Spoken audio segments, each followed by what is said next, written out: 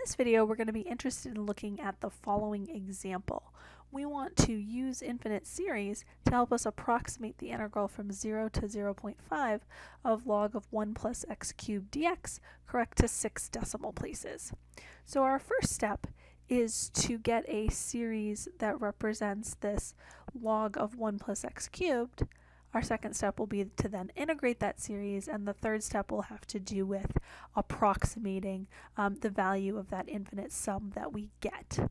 So the first thing that we want to use then is what we know about a related power series representation. So we know that log of 1 plus x is equal to the sum from n equals 1 to infinity of negative 1 to the n minus 1, x to the n over n, for x between negative 1 and 1. This is something that we found earlier in our notes.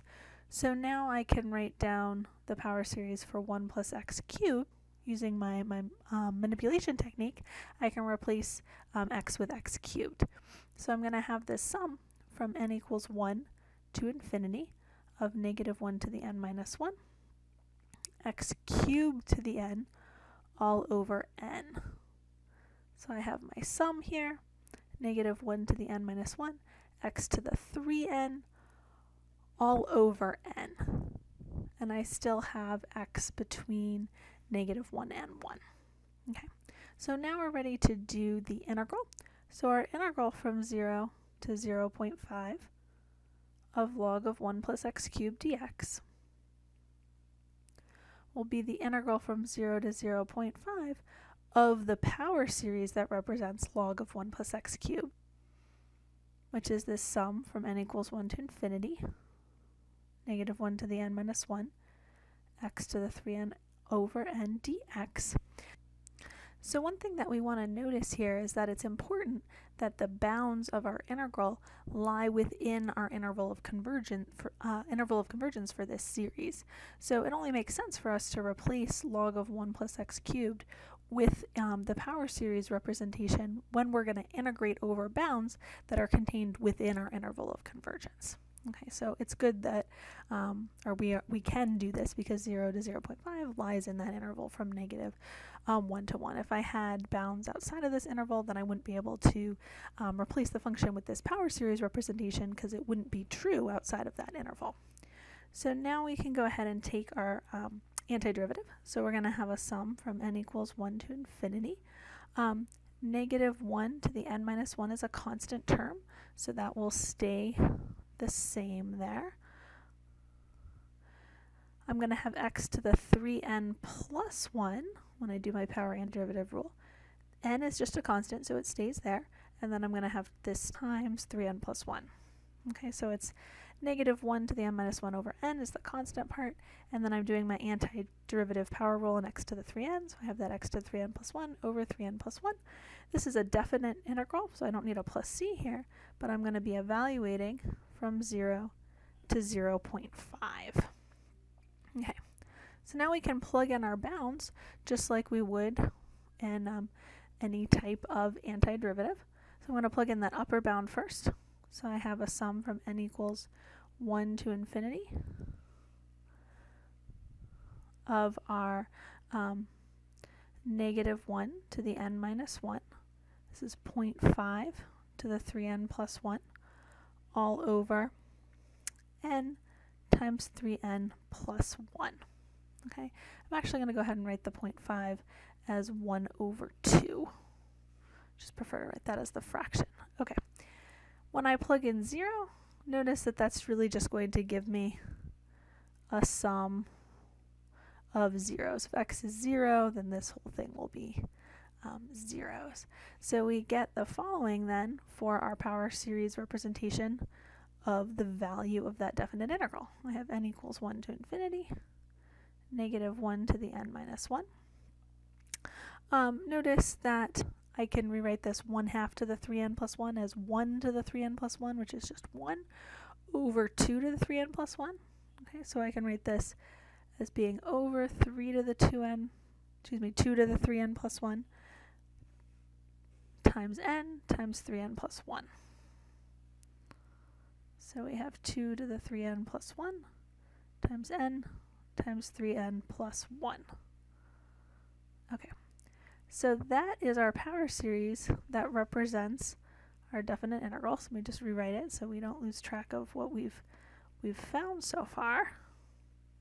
Okay, so we've done a lot of work for this problem, but the ultimate question was to approximate the value of our definite integral to 6 decimal places.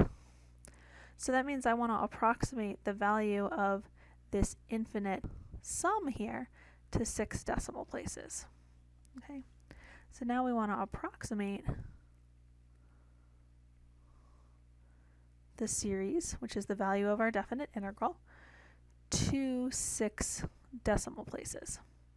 Okay, so what do we know about how to do approximations of series?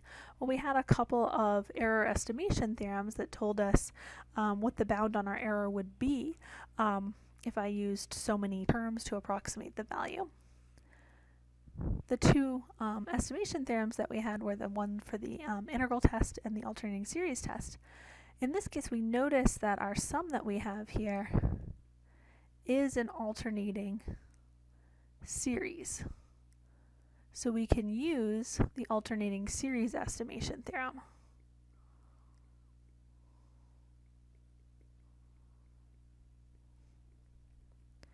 Okay, so if I want to approximate it to 6 decimal places, that's saying that I want the bound on my absolute error to be less than or equal to 1 over 10 to the 7th. Okay, that would be 0.000000601 would be 1 over 10 to the 7th. So we want the difference between the actual value and on our approximation not to differ in those 6 decimal places here. So we want the error to be less than this value. Okay. Remember that the alternating series estimation theorem says that our remainder is bounded by the n plus 1th term in magnitude. So I need to find n so that bn plus 1 will be less than or equal to 1 over 10 to the 7th. Okay. So, well, what's our bn plus 1? Well, bn would be equal to 1 over 2 to the 3n plus 1 times n times 3n plus 1. So bn plus 1 is equal to 1 over 2 to the 3 times n plus 1 times n plus 1 times 3 times n plus 1 plus 1. Okay, so how does that simplify? That's 1 over 2 to the 3n plus 4 times n plus 1 times 3n plus 4. Okay, so we need to find n so that this quantity here is less than or equal to 1 over 10 to the 7th. So it could be a little easier to cross multiply here and say what I need to do is find n so that this quantity of 2 to the 3n plus 4 times n plus 1 times 3n plus 4, the smallest n, so that this quantity is bigger than 10 to the 7th. Okay. So notice that 10 to the 7th, okay, is 10 million. So I need the first time smallest n that I can plug into this right-hand side and get something that's bigger than 10 million. So the easiest ways for us to do that is going to be just to start plugging in a couple of n values and seeing what's that first n that I hit that will be big enough. And it won't take us too many chances because this thing on the right-hand side is going to grow pretty quickly. So notice that if I plug in, for example, n equals 3, okay, this quantity over here will be equal to 425,984. So that's not big enough. If I plug in n equals 4, we get something that's around 5 million, 5,242,880. So it's still not quite big enough, but we're getting there. Notice when I plug in n equals 5, I get something that's over 59 million. So I get 59,768,832. Okay, so that's big enough. So that means that I need to use at least the first 5 terms of the series. Okay, and this is a problem that required a calculator, so of course wouldn't give you such large numbers to deal with on an exam. But you will see problems of this nature on your homework, written homework, as well as the web-assigned homework.